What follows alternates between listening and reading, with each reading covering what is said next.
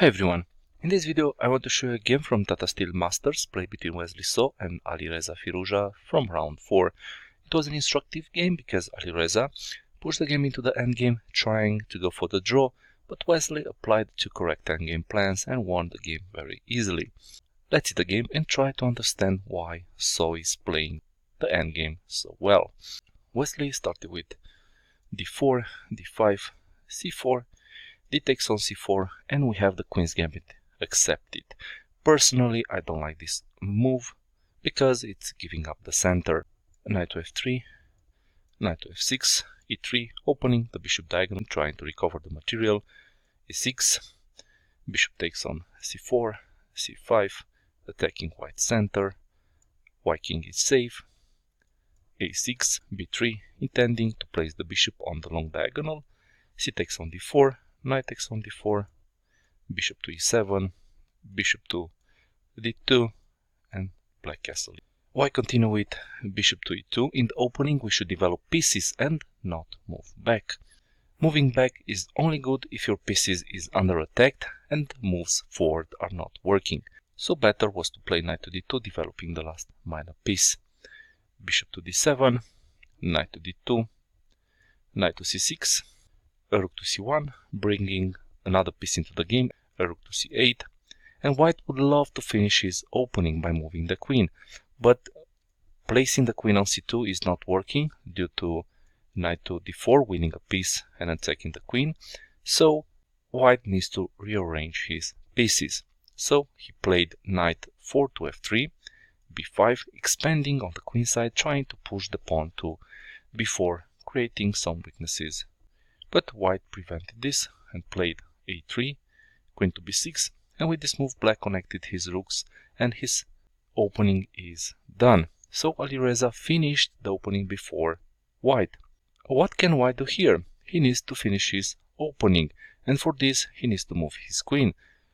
He can place the bishop to d3, freeing e2 square for the queen, and his opening will be done. After this he can double the rooks on the c file. In the game, white continue with a rook to c2.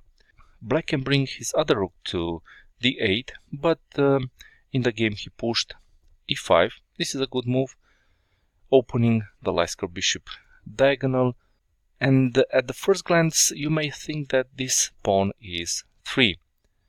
But after exchanges on e5, black will take on a3. So this is not a free pawn.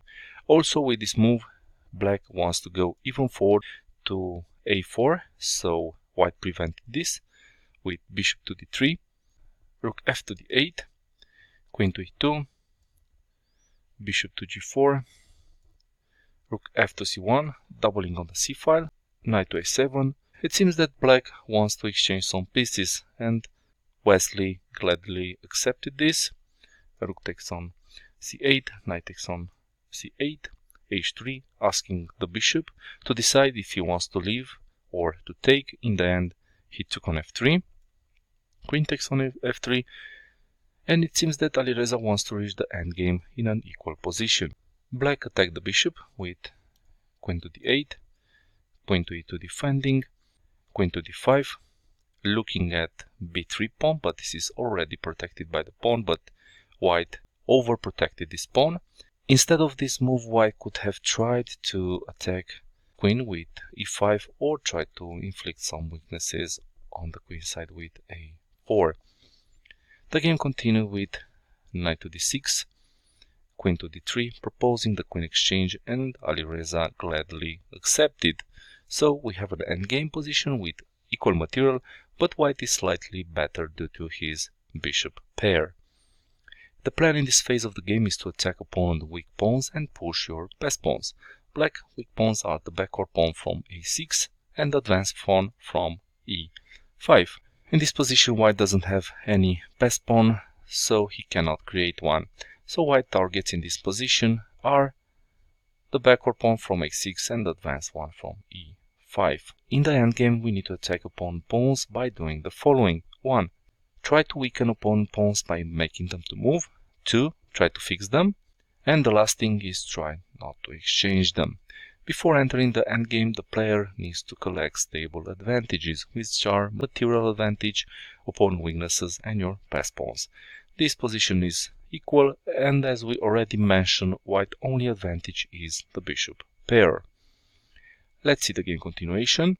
Knight to d7, defending this pawn, which was attacked by the bishop. Another good strategy in the endgame is to apply the principle of the two weaknesses, and for this we need to stretch opponent defense, we need to increase the number of weaknesses and decrease the number of defenders, and in this way we'll be able to capture opponent weaknesses. For this, white can improve the knight position to e4 and try to exchange the knights. Another option is to play a4 and try to create some weak pawns on the queen side, but in the game he played g4. This move controls some squares in black camp and prevents black from pushing f5 or h5. Black continue with g6, knight to e4, knight takes, bishop takes. Another pair of pieces was exchanged in favor of white.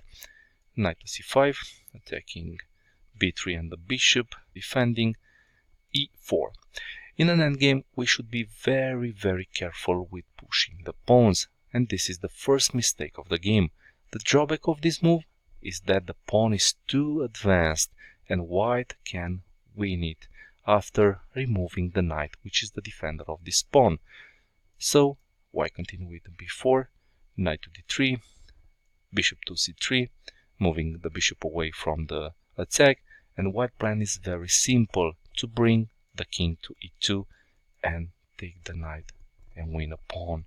After this move, black continue with king to f8, king to f1, f5, king to e2, bishop to d8, bishop takes on d3, it takes, king takes on d3, and in this moment white has a pawn majority on the king side and he's winning. He can create a pass pawn, and for this he needs to push the candidate pawn, in our case e3 pawn, forward. Black continue with king to f7, e4, and Alireza took on g4, which is another mistake because in this moment white has a pass pawn on the e file, which is a decisive advantage. White recaptures this pawn, g5. Another mistake, Alireza is trying to block white pawns, but he's blocking his own bishop, which doesn't have too many squares to go. White plan is very simple. Go with the king and pick up these pawns and then promote the pawns from the queen side. The plan is simple, so white continue with king to d4, bishop to b6, king to d5. White doesn't care about this pawn. Bishop takes on f2, king to c6, king to e6, king to b7, king to d7, king takes on x6, king to c6, and e5. White has another pass pawn, and with this move he's trying to deflect black king from defending this b5 pawn. So after this move, black continue with bishop to e3, e6.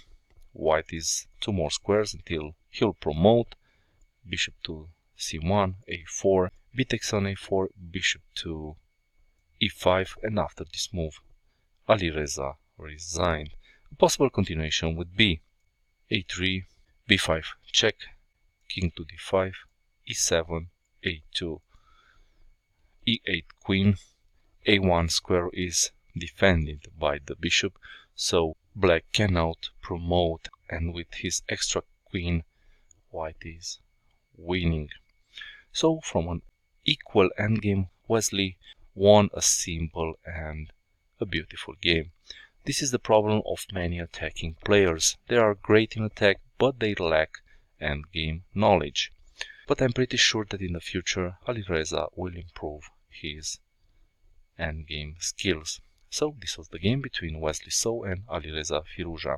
If you found this video useful, click on the like button, share this video, watch other games from my channel, and leave some comments and suggestions in the comment section. See you next time. Bye.